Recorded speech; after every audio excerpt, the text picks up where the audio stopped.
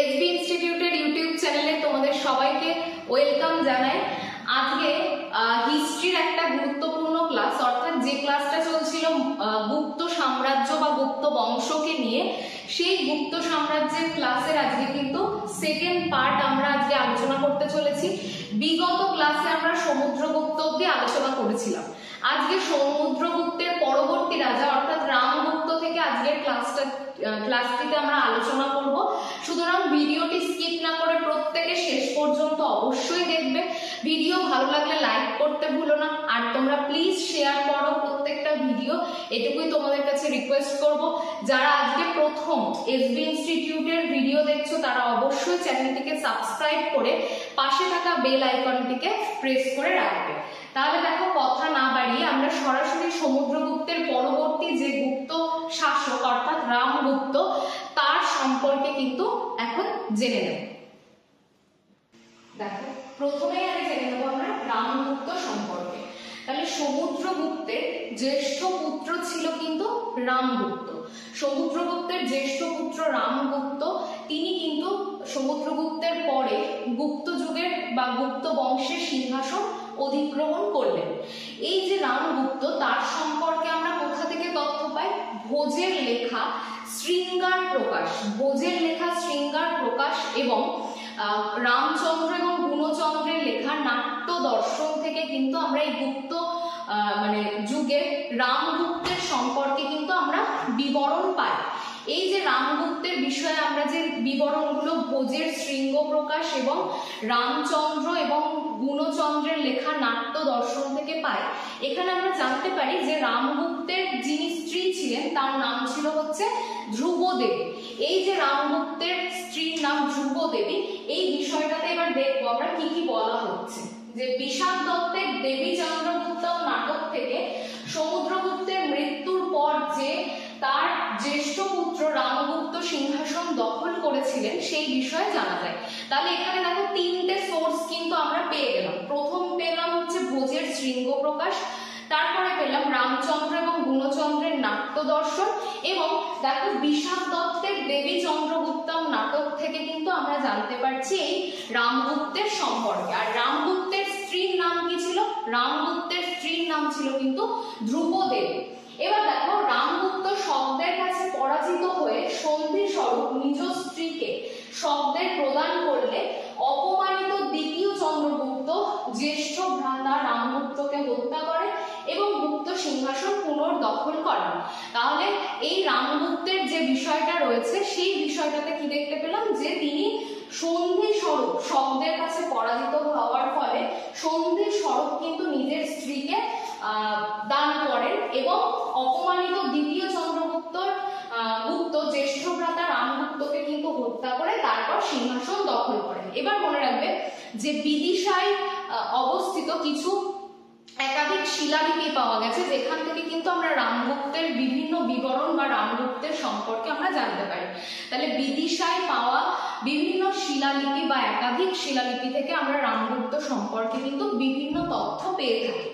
আর এই রামগুপ্তের যেটা উপাধি ছিল সেটা ছিল কিন্তু মহারাজাধিরাজ।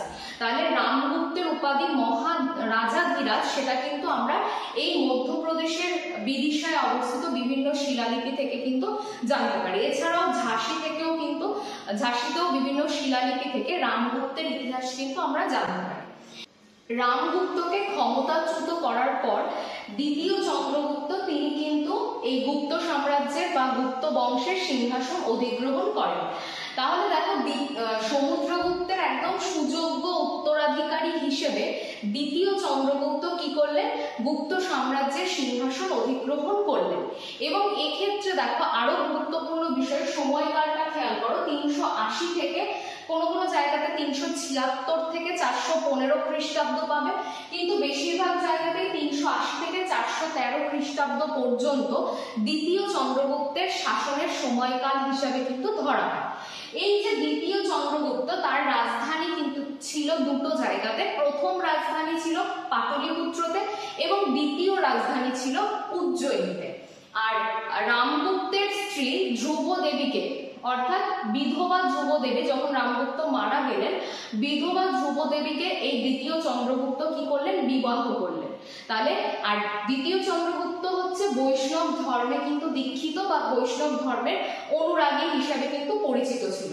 দ্বিতীয় চন্দ্রগুপ্তের সময় যেটা খুব গুরুত্বপূর্ণ একটা ঘটনা, সেটা হচ্ছে তার সময় দাক্ষিণাত্যের বাকাটক বংশের সঙ্গে তার মৈত্রীমূলক একটা সম্পর্ক অর্থাৎ বন্ধুত্বপূর্ণ একটা সম্পর্ক গড়ে ওঠে, যেটা কিন্তু বেশ গুরুত্বপূর্ণ ছিল এই গুপ্ত সাম্রাজ্যের ক্ষেত্রে। তাহলে গুপ্ত বংশের কোন রাজা? দ্বিতীয় চন্দ্রগুপ্ত। তিনি কি করলেন? দাক্ষিণাত্যের যে বাকাটক বংশ তার সঙ্গে কিন্তু একটা বন্ধুত্বপূর্ণ সম্পর্ক স্থাপন করলেন এবং তিনি দ্বিতীয় চন্দ্রগুপ্ত তার কন্যা প্রভাবতী গুপ্তকে তিনি কিন্তু বিবাহ দিলেন এই বাকাটক বংশেরই দ্বিতীয় রুদ্রসেনের সঙ্গে। আর দ্বিতীয় চন্দ্রগুপ্তের সমসাময়িক ছিলেন বাকাটক বংশের রাজা পৃথিবীসেন, এছাড়াও বলতে পারো পৃথ্বীসেন। তিনি কিন্তু ছিলেন দ্বিতীয় চন্দ্রগুপ্তের সমসাময়িক। আর দ্বিতীয় চন্দ্রগুপ্ত তার কন্যা প্রভাবতী গুপ্তর সঙ্গে বিবাহ দিয়েছিলেন দ্বিতীয় রুদ্রসেনের। তাহলে এটা ভালোভাবে মনে রাখবে, এটা কিন্তু একটা উল্লেখযোগ্য ঘটনা।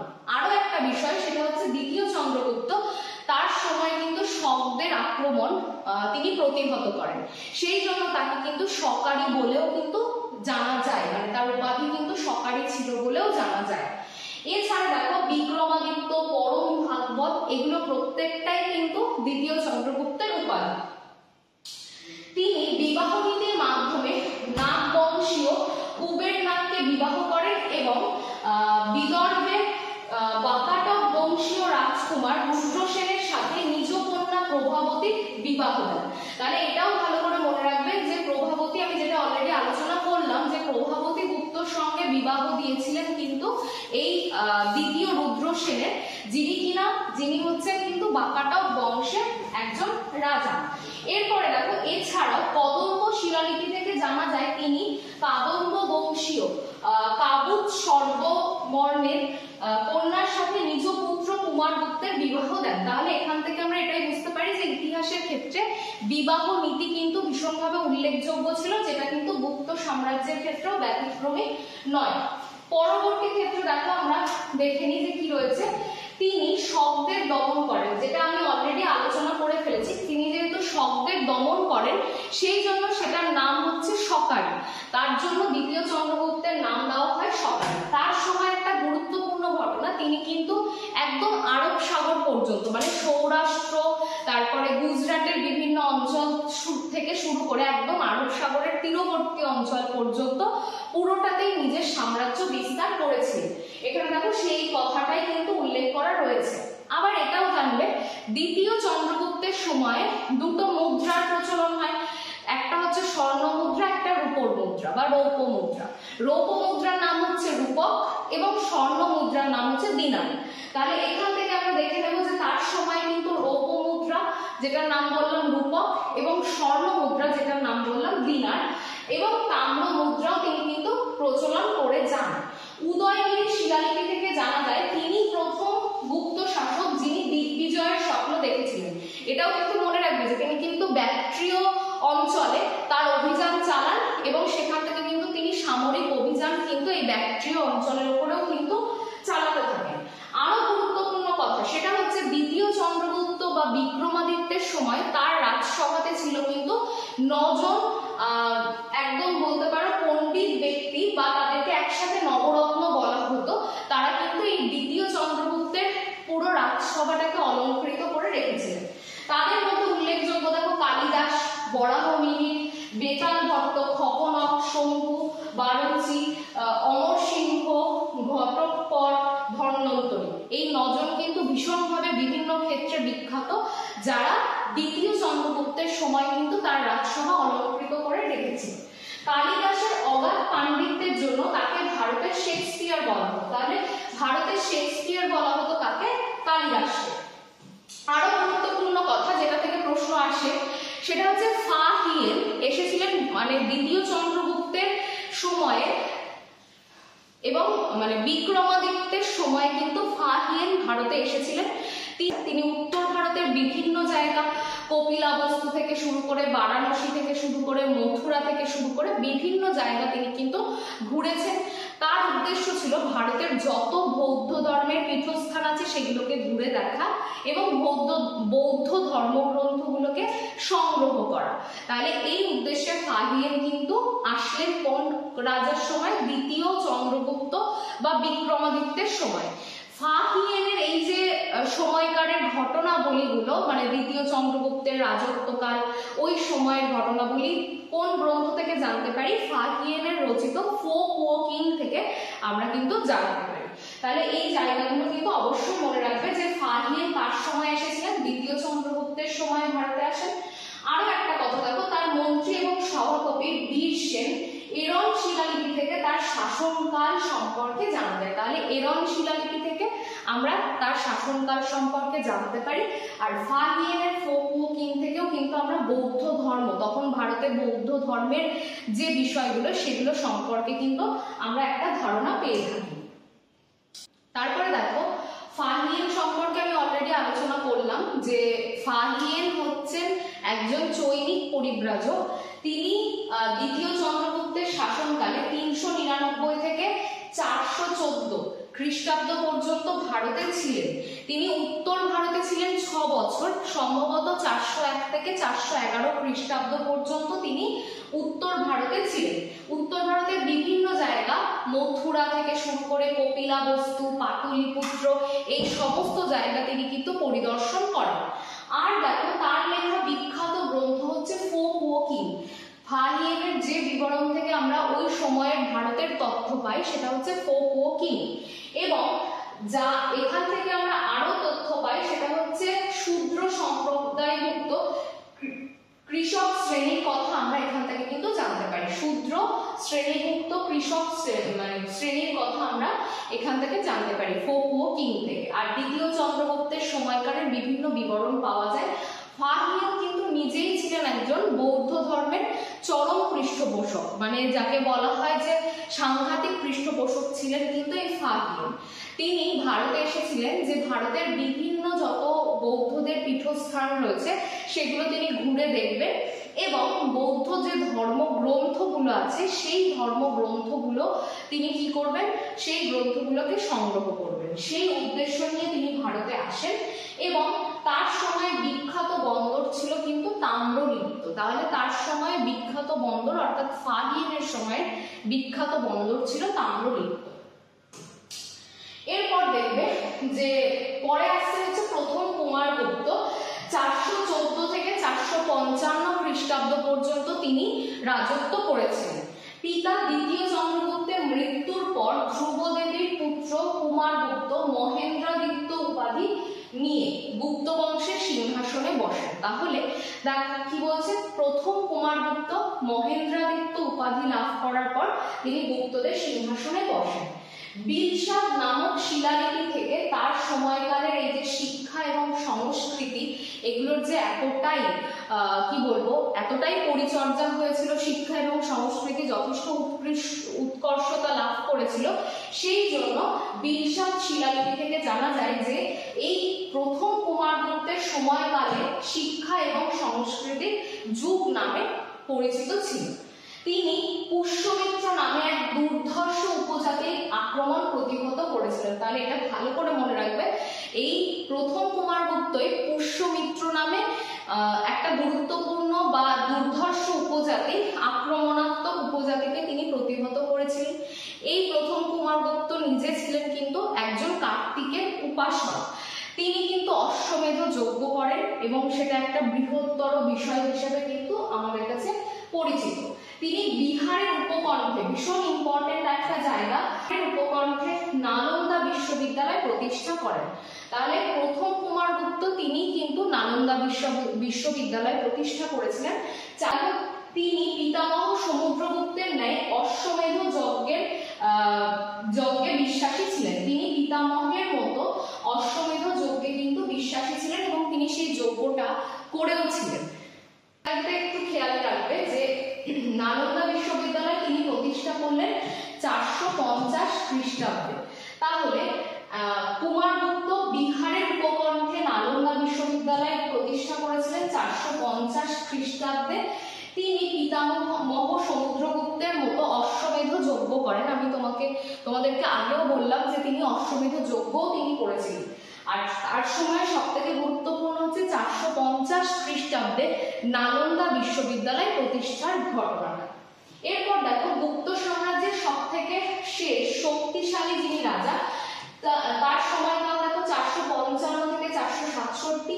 কুমারগুপ্তের মৃত্যুর পর স্কন্দগুপ্ত পিতামহ দ্বিতীয় চন্দ্রগুপ্তের ন্যায় বিক্রমাদিত্য উপাধি গ্রহণ করে গুপ্ত সাম্রাজ্যের অধিপতি হন। এখানে ভালো করে বুঝবে, কুমারগুপ্তের রাজত্বকালে পুষ্যমিত্রের আক্রমণ উচ্ছেদ করেছিলেন, অর্থাৎ কুমারগুপ্ত তো নিজেই ওই দুর্ধর্ষ উপজাতির আক্রমণ প্রতিহত করেন, তারপর তিনি মারা যান। তারপর কিন্তু স্কন্দগুপ্ত এই আক্রমণ মানে এই পুষ্যমিত্রদেরকে উচ্ছেদ করেছিলেন। তার সময় যেটা শ্রেষ্ঠ কৃতিত্ব ছিল সেটা হচ্ছে হুন আক্রমণ প্রতিহত করেছিলেন হচ্ছে স্কন্দগুপ্ত।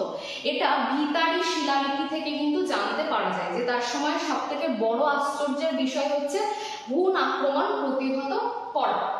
এরপরটা মধ্য এশিয়ার দুর্ধর্ষ হুনদের একটি শাখা হিন্দুকুশ পর্বত পেরিয়ে ভারতে প্রবেশ করে এবং গুপ্ত আধিপত্যের নিরাপত্তাকে বিঘ্নিত করে। সেটাই কিন্তু স্কন্দগুপ্ত ভীষণ শক্ত হাতে প্রতিহত করে।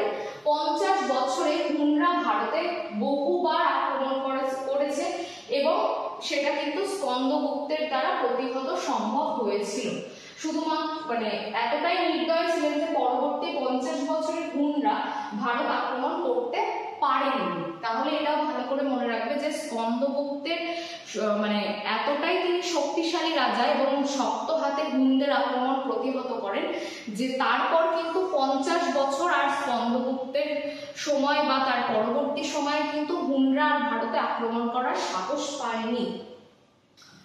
তার এই ঐতিহাসিক কৃতিত্বের জন্য রমেশচন্দ্র মজুমদার তাকে গুপ্ত সাম্রাজ্যের রক্ষাকর্তা বলেন। অর্থাৎ স্কন্দগুপ্ত তিনি 50 বছর ধরে কিন্তু হুন আক্রমণ মানে 50 বছর হুন আক্রমণ আর হয়নি, সেটা স্কন্দগুপ্ত প্রতিহত করার পর থেকে। সেই জন্য রমেশচন্দ্র মজুমদার তাকে ভারতের গুপ্ত সাম্রাজ্যের রক্ষাকর্তা বলে অভিহিত করেন। ভিতারি স্তম্ভলিপি থেকে আমরা স্কন্দগুপ্তের বীরত্বের কথা জানতে পারি। আরো একটা বিষয় সেটা হচ্ছে চন্দ্রগুপ্ত ছিলেন কিন্তু সুদর্শন হ্রদ খনন করার মানে বা সুদর্শন হ্রদের প্রতিষ্ঠাতা। সেই সুদর্শন হ্রদ কিন্তু আবার স্কন্দগুপ্তের সময় কি করা হয়, সংস্করণ করা হয়। সুদর্শন হ্রদের পুনর্খনন সম্পন্ন হয়েছিল স্কন্দগুপ্তের সময়। তিনি ছিলেন শেষ শক্তিশালী গুপ্ত শাসক।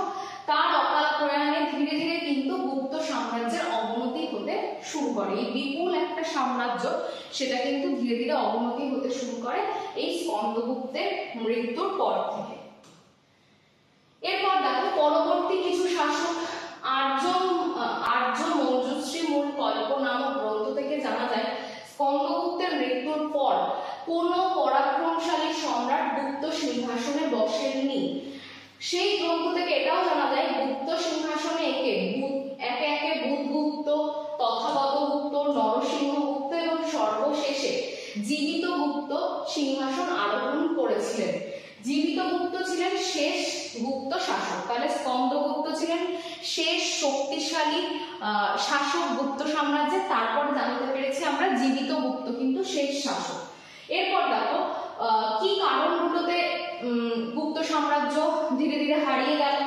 সেটা হচ্ছে পূর্বপুরুষদের রেখে যাওয়া সুবিশাল সাম্রাজ্য পরিচালনা করার মতন কিন্তু সঠিক কেউ ছিল না বা কোনো সুযোগ্য উত্তরাধিকারী ছিল না যাতে এই সুবিশাল সাম্রাজ্যকে যত্ন করে সুন্দর করে শাসন করা যায়। ধর্মীয় দ্বন্দ্ব, সামন্ত রাজাদের প্রভুত্ব বৃদ্ধি, হুনদের বারংবার আক্রমণ, মানে যতই 50 বছর আক্রমণ না করতে পারো তাও তাদের প্রচেষ্টা বা আক্রমণ পরবর্তী সময়গুলোতে সেগুলো কিন্তু ধীরে ধীরে গুপ্ত সাম্রাজ্যকে কিন্তু ভেঙে দিয়েছিল। এবং পতনের সাথে সাথে ভারতের বিভিন্ন প্রান্তে সামন্ত রাজাদের কর্তৃত্ব কিন্তু বৃদ্ধি পেল। তাহলে গুপ্ত সাম্রাজ্যের শেষ হওয়ার পরই গুপ্ত সাম্রাজ্যের শেষ হওয়ার পরই সামন্ত রাজাদের কিন্তু ধীরে ধীরে সামন্ত রাজাদের কিন্তু চারিদিকে বিস্তার লাভ কিন্তু দেখা গেল। এরপর দেখো কয়েকটা গুরুত্বপূর্ণ বিষয়। গুপ্ত যুগে আমরা প্রত্যেকেই জানি শিক্ষা সংস্কৃতি এগুলোর একটা বিরাট উন্নতি হয়েছিল। সেই সময় দেখো গুপ্ত যুগে শিল্প সাহিত্য ধর্ম বিজ্ঞান চর্চার উন্নতি হওয়ার জন্য এটাকে কিন্তু স্বর্ণযুগ বলা হয়ে থাকে। মহাকবি কালিদাসের অভিজ্ঞান শকুন্তলম মালবিকাগ্নি মিত্রম দুটো নাটক রচিত হয়। মেঘদূতম কুমার সম্ভবম ঋতুসংহার আর রঘুবংশন এই গ্রন্থগুলো কিন্তু রচিত হয় এই সময়ে, গুপ্ত সাম্রাজ্যের সময়। বিষাদ দত্তের মুদ্রা রাক্ষস এবং দেবী চন্দ্রগুপ্তম রচিত হয় এই সময়ে।